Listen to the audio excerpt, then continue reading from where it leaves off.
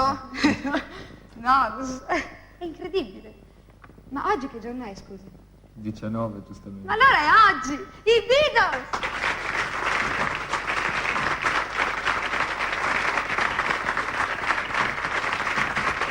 Ah, mi avete ingannato, eh? Sì, è un piccolo scherzetto che ti abbiamo fatto, ma penso che dovevamo fare questo scherzo perché sono talmente bravi questi, sono i Shampoo, sono napoletani e poi hanno ripreso le canzoni dei Beatles, ma con delle parole napoletane e sono arrivati a un punto di perfezione veramente stupendo, questo lo sentirete dopo. E poi sono andati avanti a fare anche delle copertine, vi ricordate queste copertine, la copertina rossa dei Beatles, quella blu e adesso arriva quella verde, quella è dei Shampoo. E questo è veramente, l'imitazione anche sulla copertina sono andate fino a questo punto e questo è abbastanza stupendo.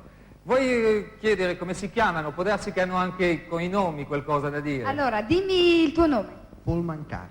Mancart? Mancart. E tu? John Lennon. John Lennon. Bellissimo. Aspetta, credo dimmi, che hanno sì. qualcosa da darti. Vorremmo farti dono del pomodoro. E che cosa significa questo?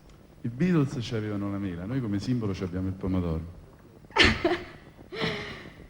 Hai visto, ne hai ancora due da Allora, dimmi intervistare. il tuo nome? Ringo Barr.